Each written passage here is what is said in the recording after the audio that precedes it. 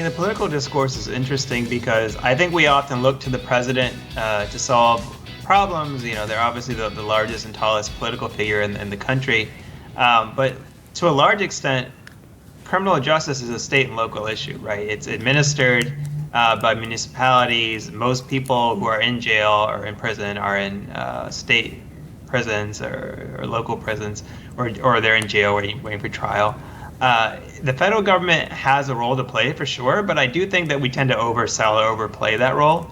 The primary task that they would have would be, one, they have obviously the federal law enforcement system and the prisons, but for what we're talking about right now, which is basically an increase in shootings and homicides, I would say their main role is probably based on resources, right? Over the past year, we didn't really see a big increase in most types of crime in most parts of the country. In fact, crime actually went down probably due to the lockdowns. It certainly did in most of the world for that reason. But there was a significant increase in shootings and homicides, and that increase is uneven. In some parts of the country, the increase might have been like 20% or something like that, which is certainly considerable. In other parts, it was much higher.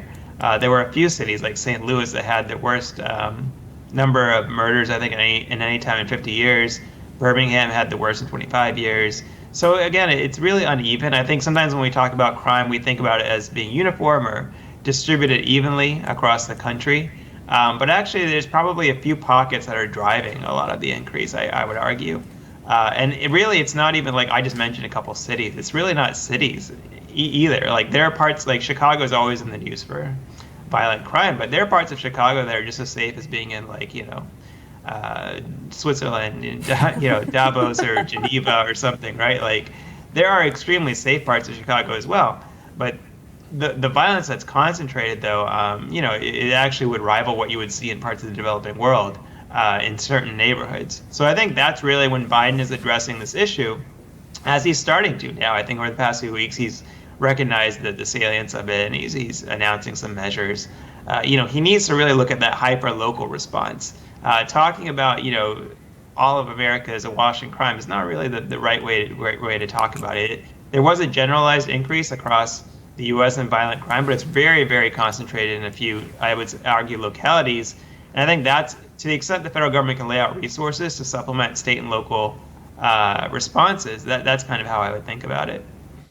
Yeah, so it's interesting. Up until about January of 2021, the very idea that the coronavirus pandemic could have started from a lab somewhere in Wuhan, China, was a conspiracy theory, right? It was written off. There are a lot of people among conservative media, and a few, including Josh, who you mentioned in Washington Post, who had bravely kind of stepped out and said, hey, this is plausible, right? This could potentially be happening.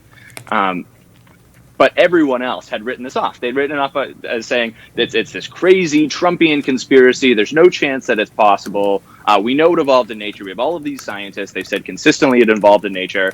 And then the narrative shifted, right? And then in January, all of a sudden, it became a little bit plausible. There was a piece in New York Magazine that laid out the theory of the case a little bit. And then people started to come around and say, hey, you know what? There are, I think, 18 scientists signed on to a letter and said, actually, this could have legs, right? We're not saying it's true. We're not saying that it is undoubtedly the way that this thing started, but people started to lean in and believe it. Corporate media started to look at it and say, oh, we should probably talk about this. And even the Biden administration now, despite having written it off as a conspiracy theory originally, is saying, yeah, we should probably get to the bottom of this thing. And so you see these hearings, you see these exchanges between Dr. Fauci and Senator Paul trying to get to the bottom of this thing that up until just a couple of months ago, we had all decided we had already gotten to the bottom of. But I think we're all familiar with the idea that there are nepotism rules in place at a number of institutions that seem not to have the same workarounds for folks who aren't quite so connected. So, I was met with, I heard of the news of Jessica Garland from my friend who, texted the chat chain of kind of lawyer friends that I'm on, saying, gosh, this is unfortunate. Nothing like this was worked out for me.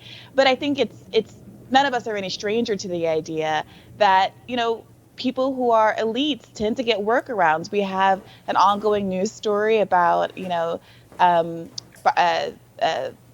Biden's son and his art selling, his gallery work. We obviously just went through the whole Trump administration with instance after instance of nepotism.